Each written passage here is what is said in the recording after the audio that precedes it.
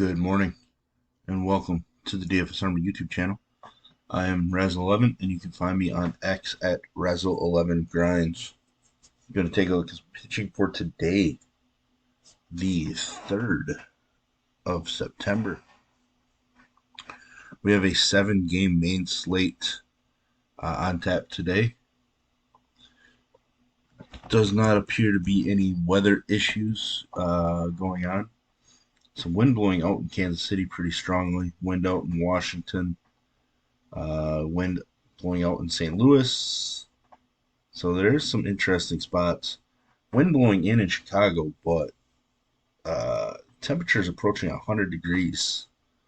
It is really hot out in some places. 98 in Kansas City, 96 in St. Louis. The Midwest is getting hit with quite a bit of heat. And heat is good for hitting. So we'll take a look at pitching just based on matchups. And maybe we'll be adjusting our pitcher pool as the morning goes on based on some of the hitting environments. But let's dig into this main slate. It's crazy that we have a main slate and we have no pitchers over 10K on this slate. So that's really intriguing. At the top, we get Alcantara taking on the Nationals. Like I mentioned, the wind is blowing out in Washington. It is in the 90s. It's a pretty nice spot for hitting. Alcantara struggled against the Nationals first time he faced them.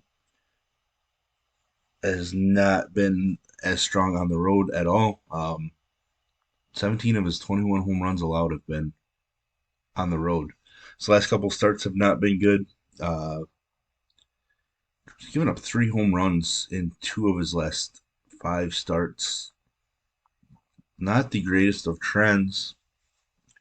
He is a minus 165 favorite, but I'm not sure I want to go to Alcantara.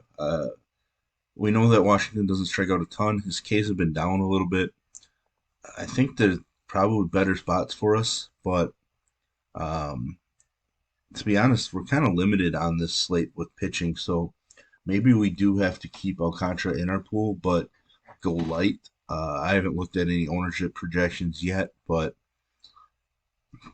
he may be a guy that I go underweight on intentionally, which is different because generally I take my 8-man pool and I go overweight on all 8 guys in my pool, but Alcantara just feels like one of those guys to go light on a slate where we don't really have a lot of slam dunk options. George Kirby, not as good on the road.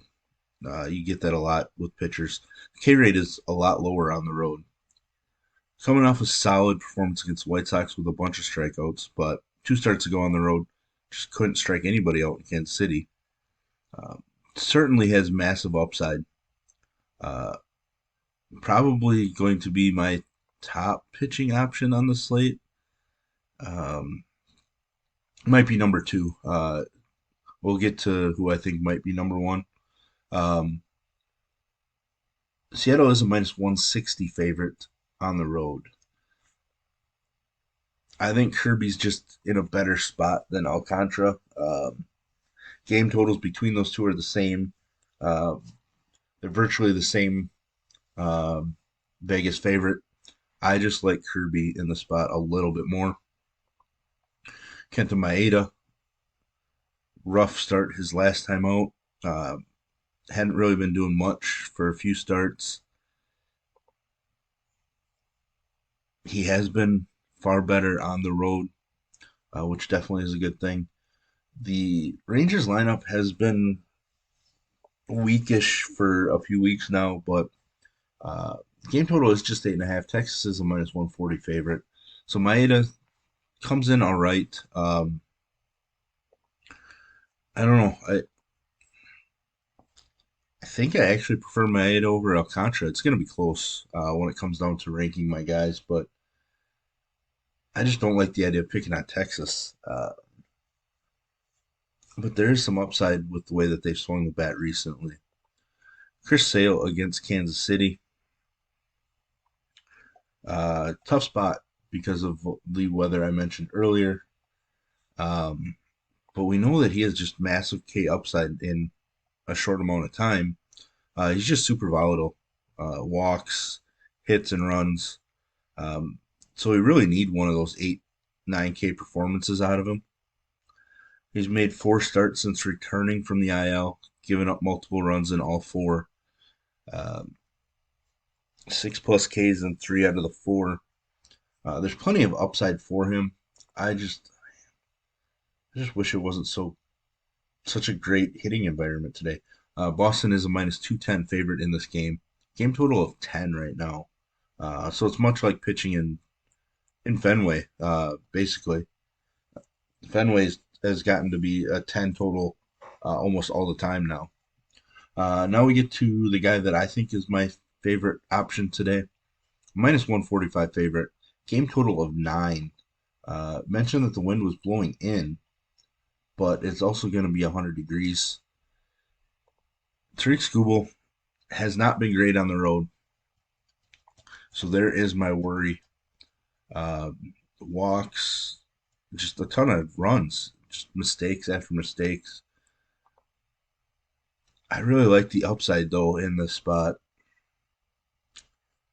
Um, I mean, he's probably going to give up a run or two, but I feel like we could be looking at, I don't know, 8 to 10 Ks in the spot is my guess. Um, Coming in a normal rest, he did throw 97 pitches. Um, I would guess he probably drops back in the 90 to 95 range as they still kind of take it easy on him, as most of his starts have been in the 80s. But uh, I just like the upside. I like his ability. I think the Ks are there. Um,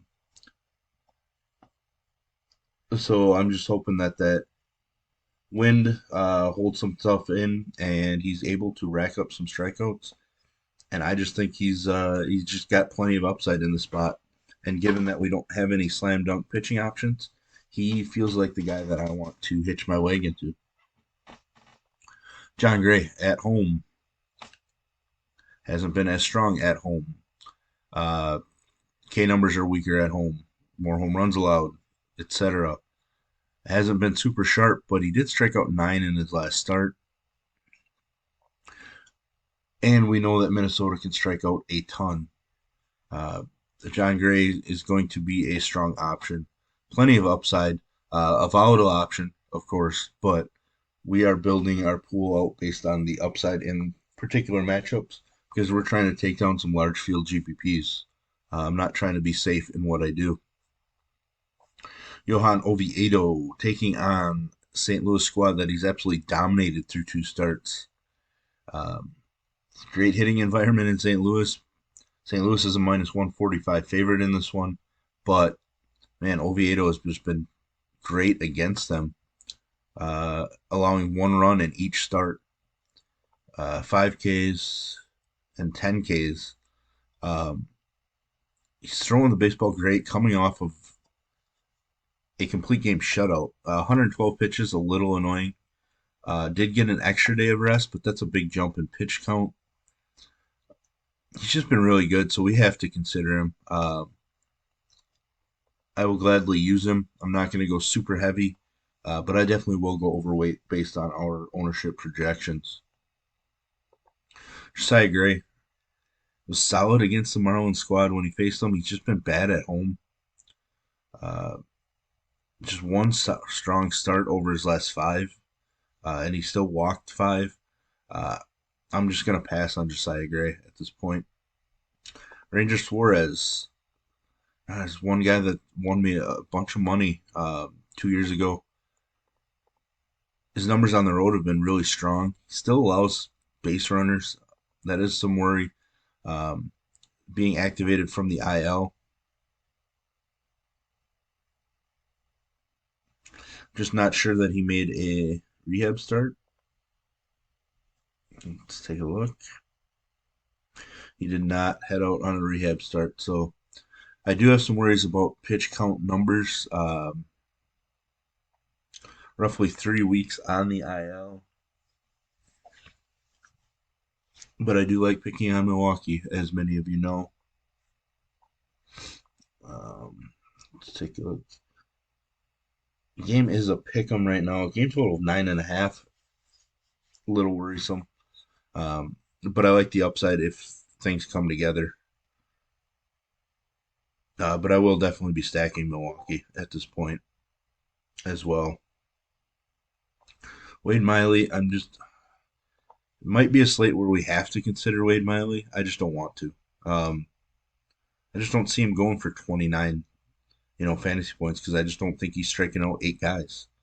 Um, he's been solid. He's just not a K guy. Um, I just feel like the most likely outcomes are numbers that we can get from somebody who has a ton more upside. So I'd rather go those routes.